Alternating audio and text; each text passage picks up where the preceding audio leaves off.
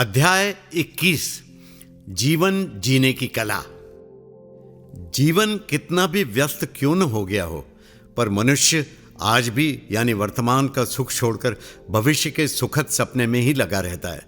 वो भूल जाता है कि आज जो जाहिर है वो बीते हुए कल के सपने देखते हुए निहारा था।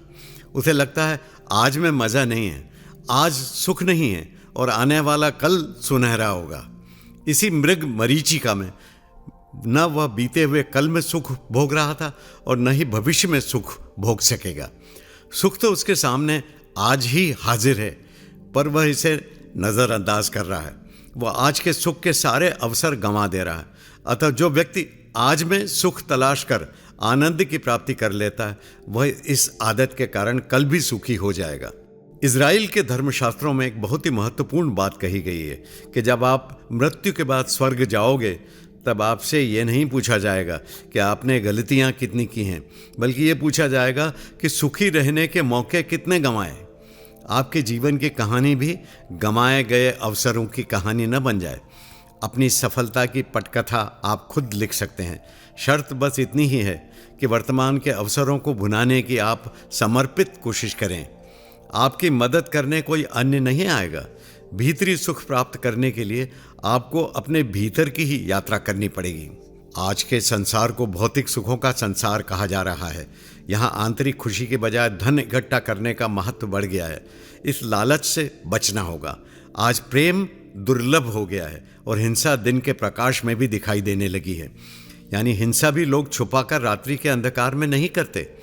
आज की दुनिया को सूचना क्रांति की दुनिया भी कहा जा रहा है, पर इन खबरों में सूचनाएं ज़रूर ज़्यादा हैं, पर उन सूचनाओं में सार्थकता कम पाई जाती है।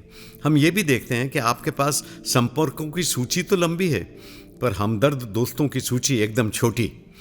भावनाओं से विमुख होते समाज में कोमल भावनाओं को मनुष्य का गुण नहीं बल्कि कमजोरी का प्रतीक माना जाने लगा है, जबकि हड़बड़ाहट व जल्दबाजी को आपकी शक्ति माना जा रहा है।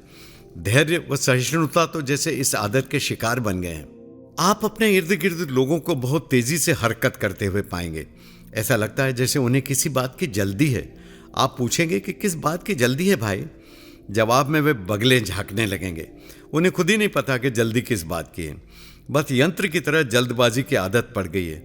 आपको ये जानकर भी आश्चर्य होगा कि जल्दबाजी व धैर्यहीन लोग तमाम हड़बड़ाहट के बावजूद गंतव्य पर सही समय नहीं पहुंच पाते।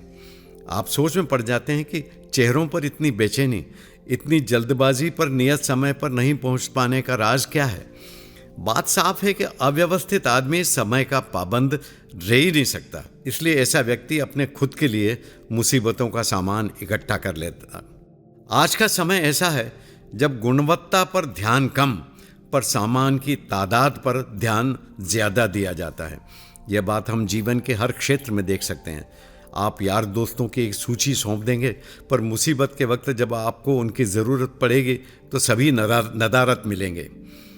आज का वक्त ऐसा भी है कि गरीब आदमी तो 2 वक्त की रोटी की आशा में मीलों सफ़र करेगा, पर अमीर आदमी भोजन को पचाने के लिए उतने ही मील का चक्कर लगा लेगा। इसीलिए ईमानदारी, शांति, समानता, धैर्य, सौहार्द्रता व निस्वार्थ प्यार अब केवल किताबी वस्तुएं बनकर रह गई हैं। हाँ, घृणा, तिरस्कार, अपमान, क्रोध, आहत करने की कोशिश आपको हर मोड़ पर मिलेगी। मनुष्य का दिमाग तिकड़म व उलझनों में फंसा रहता है। रिश्ते टूट व बिगड़ रहे हैं, पर किसी को परवाह नहीं। बस परवाह है तो बैंक बैलेंस, वातानुकूलित गाड़ियों की, नए नए इलेक्ट्रॉनिक उपकरणों की, जो आपके ऊपरी मन को रिझाते हैं। आध्यात्मिक रीति रिवाजों में दर्शाया गया है कि मनुष्य का खान पान ही उसके संस्कार निर्मित करता है। शरीर स्वस्थ रहा तो मन भी चंगा रहेगा। स्वस्थ शरीर में ही स्वस्थ दिमाग निवास करता है। पर आज की जीवन शैली में सात्विक खान पान की किसी को चिंता कहाँ रह गई है। पिज्ज़ा व बर्गर होम डिलीवरी के रूप में मिनटों में आपके घर पहुँच जाते हैं, लेकिन कोई अपराध घट जाए तो पुलिस देरी से पहुँचती है। यानी हमारा समाज अपनी प्राथमिकता खुद तय कर रहा है। इसीलिए असुरक्षा की भावना सभी ओर व्याप्त है। लोगों के मन में संदेह बढ़ रहा है। संदेह सभी सुखों को खत्म कर देता है। साफ जाहिर है कि तमाम भौतिक संसाधनों के बावजूद मनुष्य भीतर से कहीं सुख का अनुभव नहीं कर रहा है। सुखी जीवन के लिए एक स्वस्थ जीवन शैली अपनानी होती है, फिर इसका महत्व बताया ही नहीं जाता है। अब तो हाल ये हो गया है कि सच्चाई मनुष्य को विचलित कर देती है, जबकि झूठ राहत प्रदान करने लगता है। कहते तो हैं कि मनुष्य ने बहुत उन्नति कर ली है, शून्य से शिखर तक पहुंच गया है, पर आदमी चांद तक तो पहुंच गया है, पर मुसीबत में पड़े पड़ोसी के घर नहीं पहुंच पाता है। ये संवेदनहीनता हमारे समाज की गिरावट की इंतहा है।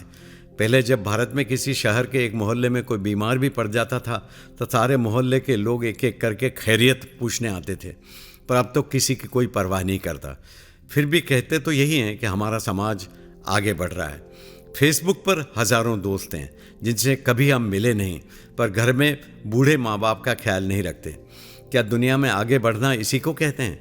एक छोटा सा मोबाइल गुम हो जाए तो हाय तौबा मच जाती है, आरोप प्रत्यारोप की झड़ी लग जाती है। क्या से क्या हो गया है हमारे जीवन की प्राथमिकता व नैतिकता को। अब तो कोई नैतिकता, आस्था, ईमानदारी, चरित्र व संस्कार की बात करता है तो वो नकली लगने लगती है। ऐसा लगने लगा है कि कोई अनहोनी बात की जा रही हो। यहाँ तक कि मदद के लिए कोई सज्जन आगे आता है तो उल्टा उसी पर सवाल होने लगता है कि इसमें ज़रूर कोई स्वार्थ छुपा होगा। इसका मतलब ये भी यही है कि हम मानकर चलते हैं कि निस्वार्थ कोई काम करता ही नहीं है।